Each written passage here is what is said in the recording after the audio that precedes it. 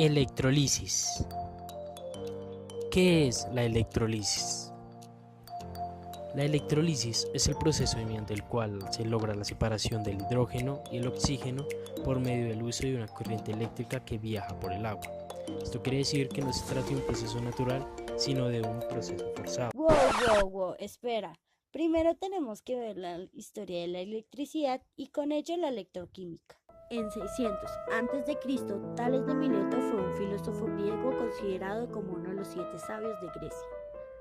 Fue la primera persona que observó las propiedades atractivas de una piedra llamada ámbar, al descubrir que si se frotaba un trozo de ámbar, este atraerá objetos más livianos, afirmando que la electricidad residía en el objeto frotado. De aquí se ha derivado el término electricidad, proveniente de la palabra electrón, que en griego significa ámbar. En 1600 después de Cristo, el físico y médico inglés William Gilbert descubrió que muchas sustancias tenían la capacidad de atraer objetos ligeros cuando se frotaban y aplicó el término eléctrica para la fuerza que ejercen estas sustancias después de ser frotadas. Fue el primero en utilizar términos como energía eléctrica, atracción eléctrica y polo magnético.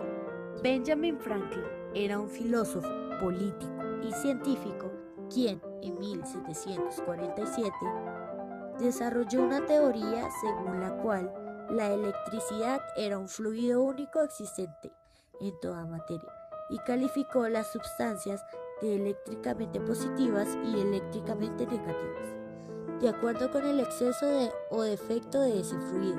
Confirmó también que las tormentas eran fenómenos de tipo eléctrico y lo demostró por medio de su célebre cometa, que los rayos eran descargas eléctricas de tipo electrostático. Joseph Priestley fue un tecnólogo químico británico que aisló y describió varios gases, entre ellos el oxígeno, y está considerado como uno de los fundadores de la química moderna. Aunque su formación estaba orientada a que fuera ministro de la Iglesia, Priestley fue animado a dirigir experimentos sobre la nueva ciencia de la electricidad por nada más y nada menos que Benjamin Franklin, a quien conoció en Londres en 1976. Incluso, como fruto de sus experimentos, Priestley escribió en ese mismo año la historia de la electricidad. Entre sus importantes descubrimientos está que el carbón de leña es un conductor de la electricidad.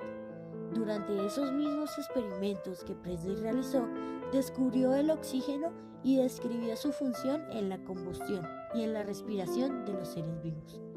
Priestley también aisló y describió las propiedades de muchos otros gases, entre ellos el amoníaco, óxido nitroso, dióxido de azufre y monóxido de carbono. Alessandro Volta fue un físico italiano nombrado conde por Napoleón.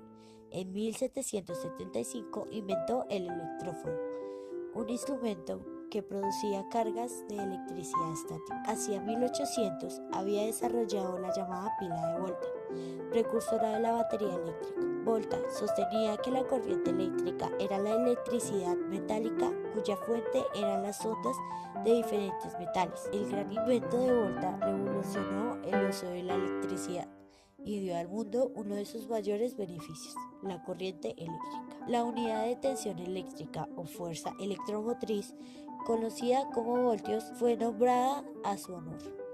Luigi Galvani concluyó que los metales transmitían una sustancia misteriosa, la cual llamó electricidad. Para explicar el fenómeno, observó las ancas de la rana cuando la electricidad generada a partir de metales pasaba por el tejido de la rana, activando sus músculos, produciendo respuestas eléctricas. Finalmente, clasificó la electricidad en 2 tipos. 1. Electricidad artificial, generada por la fricción, y la electricidad natural, la que se genera el relámpago. Él pensó que la electricidad animal era como un fluido secretado por el cerebro y propuso que el flujo de este fluido pasa a través de los nervios activando los músculos. Pero, ¿esto qué tiene que ver con la electroquímica? Allá vamos.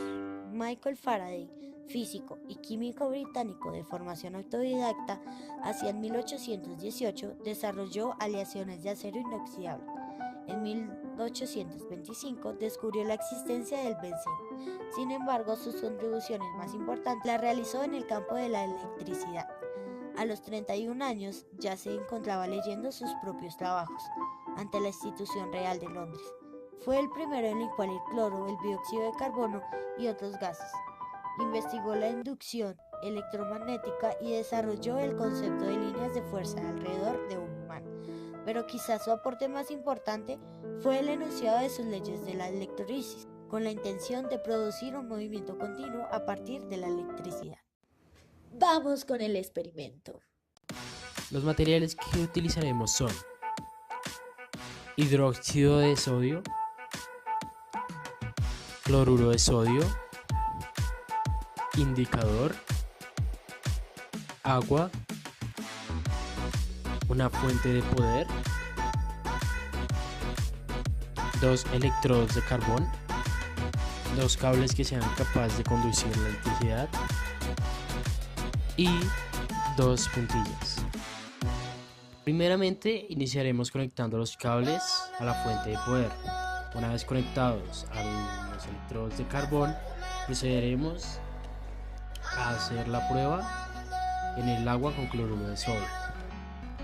Encendemos la fuente de poder y seguidamente introducimos los electrodos de carbono a la disolución.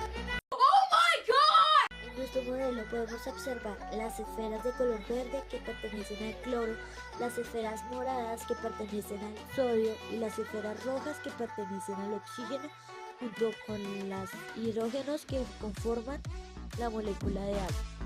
Se puede evidenciar cómo el cátodo, que es positivo, y el anodo, que es negativo, atraen a los elementos correspondientes a su electronegatividad. El hidrógeno va dirigido hacia el anodo y el cloro va dirigido hacia el cátodo. Para la siguiente experiencia lo que haremos será intercambiar los electrodos de carbón por 2 tornillos. El cloro es un elemento muy reactivo que ataca al hierro. Por lo tanto, el trozo de hierro que está en el polo positivo, o sea, en el anodo, está siendo atacado por el cloro, produciendo cloruro de hierro. Esta era la reacción que se pensaba que íbamos a obtener, pero se observó que no se obtuvo debido a la inoxidabilidad que poseía el tornillo de hierro. Este es de un acero inoxidable cuya aleación de hierro y carbón contiene por definición un mínimo de 10.5 de cromo. Es resistente a la oxidación debido a la formación espontánea de una capa de dióxido de cromo en la superficie del hierro. En este modelo utilizaremos puntillas comunes. Podemos observar que en el catéodo el cloruro gaseoso no se libera, ya que reacciona con el hierro, produciendo cloruro de hierro, representadas por las esferas cafés.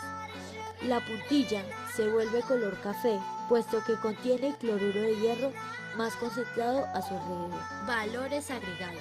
En esta experiencia utilizaremos 2 puntillas normales. La oxidación presentada en el hierro es debido a una reacción de redox, en la que se intercambian electrones entre los reactivos de forma que hacen cambiar su estado de oxidación. Cuando pasa un tiempo observamos que se ha formado una delgada capa de óxido de hierro, entonces decimos que se ha oxidado. ¡Esta cosa es real, hijo! En este modelo utilizaremos tornillos inoxidables. Las esferas rojas representan el oxígeno, las esferas azules el sodio y las esferas grises el hidrógeno. En nuestra última experiencia reemplazaremos los electrodos de carbono, pedazos de madera, para probar su conductividad y qué tan efectivo es a la hora de practicar el experimento de la electrólisis. Esperen. ¿Por qué razón, motivo o circunstancia no pasa nada? Espera, no tan deprisa, es así de fácil y sencillo. La carga eléctrica de cada elemento se determina de acuerdo a su estructura atómica. Los electrones de valencia en los metales se caracterizan por una tendencia a librarse de los electrones para lograr cierta estabilidad en cuanto a la configuración de los mismos. Los átomos de los metales se unen formando enlaces metálicos que le dan una estructura más estrecha y estable al metal en sí. Estos átomos liberados conducen la electricidad con una suma facilidad cuando se aplica un campo eléctrico al material. Los electrones de la misma comienzan a fluir desde un extremo del metal al otro libremente. Lo mismo ocurre con el calor en la conductividad térmica. La madera es un material aislante, por esto no es buena para conducir electricidad ni calor, debido a que los electrones que conforman la madera están fuertemente unidos al núcleo, imposibilitados de saltar de una molécula a otra, a diferencia de los metales. Carecen de los llamados electrones libres, que son los que hacen que fluya la electricidad a través de los materiales.